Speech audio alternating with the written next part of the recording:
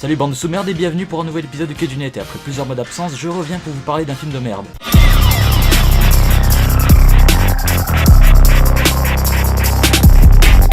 Dragon Ball Evolution est un film sorti en 2009 et réalisé par James Wong, réalisateur notamment connu pour avoir réalisé Destination Finale 1 et 3. Adapté du manga éponyme Dragon Ball d'Akira Toriyama, le film est considéré comme la pire adaptation cinématographique de tous les temps, ainsi que le film le plus mauvais de l'histoire du cinéma. Et vous allez très vite savoir pourquoi. Donc le film nous raconte qu'il y a des millénaires, un puissant démon du nom de Piccolo a failli détruire la Terre avec l'aide de son disciple Ozaru, mais que des puissants sages ont réussi à le sceller grâce au Mafuba, une technique ancestrale, et que, au cas où, ils auraient créé les Dragon Ball pour définitivement tuer le démon. Ma question est la suivante, pourquoi ne pas avoir utilisé les Dragon Ball directement? Eh bien il y a une explication très simple à cette incohérence, parce que scénario. On retrouve Goku qui s'entraîne avec son grand-père et après avoir perdu contre lui, il lui demande de lui apprendre quelque chose de plus utile que les arts martiaux. Dans ce cas, apprends-moi quelque chose d'utile, apprends-moi comment faire avec les filles.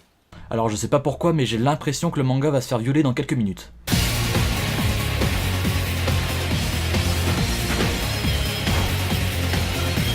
Le film a donc décidé de faire de Dragon Ball un teen movie. Personnellement, c'est exactement ce que j'attendais d'une adaptation au cinéma de Dragon Ball. J'espère que la suite ne va pas me décevoir. Goku se fait renverser son scooter par des lycéens pas très gentils et se retient de les frapper comme on peut l'apercevoir par ce jeu d'acteur extrêmement convaincant. Pendant ce temps, Piccolo, l'antagoniste principal du film, cherche les Dragon Ball avec l'aide de insérer ici le nom des personnages inutiles, tandis que Goku étudie le phénomène d'une éclipse solaire. En terminale.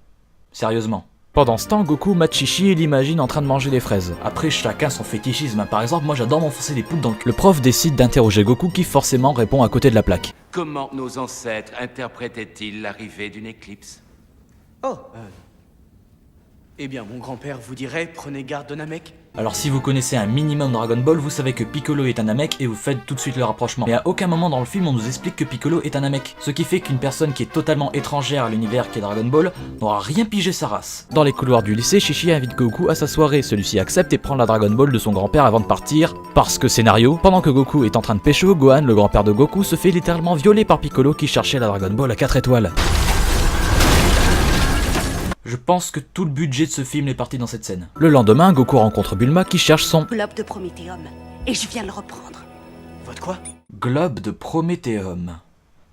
J'ai le rectum en feu. Goku et Bulma décident de s'allier afin de retrouver les Dragon Ball et se rendent donc chez Roshi, le mentor de Gohan, plus connu dans nos contrées sous le nom de Tortue Géniale, qui est le meilleur personnage du film, certainement car l'acteur s'investit un minimum dans son rôle et que c'est le personnage le mieux adapté du manga. Ensemble, ils partent à la recherche d'une Dragon Ball et font la rencontre en tombant dans le seul fossé sur des milliers de kilomètres à la ronde de Yamcha, un bandit du désert qui n'est absolument pas utile à l'histoire et qui, en plus de cela, a probablement volé le fond vert. Mais heureusement, une Dragon Ball se trouve dans le fossé. Quelle coïncidence! Ils se rendent près d'un volcan pour récupérer une autre des 7 boules de cristal ou globe de Prométhéum, appelez ça comme vous voulez, mais nos héros se font attaquer par des sbires de Piccolo, ce qui donne lieu à un combat digne d'un épisode de Power Rangers. La Dragon Ball étant derrière à la confusion, Goku a eu une idée des plus... Qu'est-ce que tu fais? Je me construis un pont.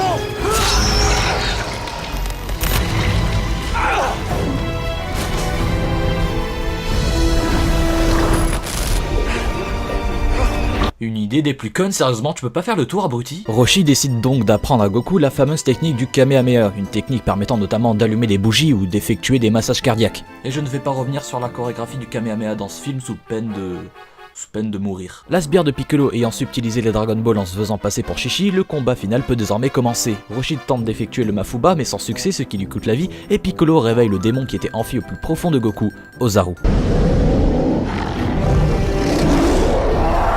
Ce que vous venez de voir, c'est censé être le gorille géant qui a exterminé l'humanité il y a des millions d'années. Heureusement, Goku reprend ses esprits, ce qui est beaucoup mieux pour nos yeux, mais en fait non, car le pire est encore à venir. On a le droit à une scène de combat des plus ridicules, avec des effets spéciaux tout droit sortis de mon cul, quoique même mon cul peut produire des effets spéciaux d'une meilleure qualité. Goku effectue le Kamehameha final chargé de toute sa puissance, et pourquoi il part vers l'avant? Mais c'est pas fini. Nos héros ayant les boules de cristal en leur possession, ils décident de ressusciter Roshi. Et pour le grand-père de Goku, de toute façon on s'en bat les couilles, cet étron est fini. Mais en fait non, parce qu'il y a une scène post-générique. Scène post-générique qui m'a provoqué un énorme fou rire, tellement la scène est complètement surréaliste, mais ça veut surtout dire que des suites étaient prévues. Et c'est la fin de cet étron colossal. Ce film est une merde à tous les niveaux, mais avant de rentrer dans les détails du pourquoi du comment, Dragon Ball Evolution ne pouvait pas être un bon film. Je m'explique. Premièrement, lors d'une interview pour la promotion du film, James Wong, le réalisateur, avouera ceci. Je me suis beaucoup documenté sur le manga parce que je ne le connaissais pas avant de faire le film, contrairement à mes enfants qui sont des fans du dessin animé Dragon Ball Z. Ce qui prouve que les producteurs ont délibérément choisi un réalisateur qui ne connaissait pas le manga et qui a dû se renseigner sur l'œuvre qu'il allait adapter à la dernière minute. Lors d'une interview du scénariste Ben Ramsey par mail, suite au désastre qu'a été le film autant critique que commercial, il écrira « J'ai signé pour ce projet afin de toucher un gros chèque, pas en tant que fan de la licence, mais comme un homme d'affaires qui accomplit une mission. J'ai appris que lorsqu'on se lance dans une aventure créative sans passion, on obtient des résultats décevants et parfois carrément de la merde. Donc je ne regrette la faute sur personne d'autre que moi. En tant que fanboy d'autres séries, je sais ce que c'est d'être déçu par quelque chose qu'on aime à la base et dont on attend beaucoup. » Ce qui veut dire qu'on avait un réalisateur non qualifié,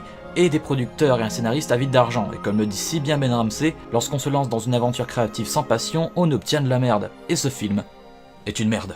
Mais pourquoi ce film est-il si mauvais? Est-ce car A. C'est une mauvaise adaptation. B. C'est un mauvais film sans prendre en compte le manga. C. Ce n'est qu'une vaste blague car le film est sorti un 1er avril. D. La réponse D. En fait, les deux premières réponses sont bonnes. Voire même les trois premières en fait. Mais du coup, est-ce qu'une mauvaise adaptation est forcément un bon film? Et à contrario, est-ce qu'une bonne adaptation est forcément un bon film? Et par conséquent, on peut se poser une autre question. Qu'est-ce qu'une adaptation finalement? Ce qui nous amène à un autre questionnement.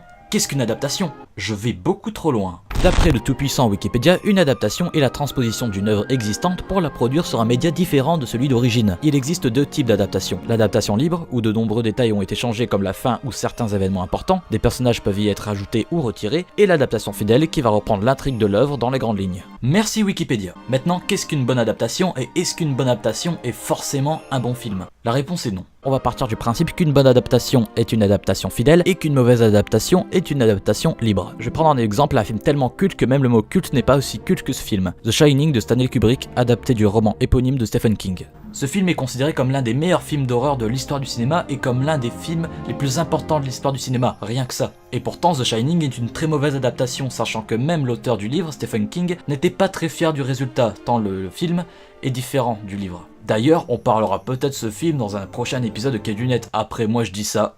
Des exemples comme celui de The Shining, il y en a pas mal, les Men in Black, The Mask, Total Recall ou même tous les Disney. Mais je ne vais pas m'étendre là-dessus car une vidéo traite déjà très bien du sujet et que je sais pas si vous avez remarqué, mais à la base le sujet de cette vidéo c'est Dragon Ball Evolution. Si Dragon Ball Evolution est un étron, c'est car c'est une mauvaise adaptation et surtout un mauvais film. Durant le visionnage, j'ai eu l'impression que le film gère très mal son budget. À un certain moment du film, les effets spéciaux sont réussis, alors qu'à partir de la moitié, les effets spéciaux sont dignes d'un mauvais fan-film. Et puis pourquoi les meilleurs effets sont des slow-motion sur de l'eau? Après, chacun a son fétichisme. Et puis quand on écrit un personnage, on fait au moins en sorte qu'il soit utile à l'histoire. Yamcha, à part aider les héros à récupérer une Dragon Ball, ne sert à rien.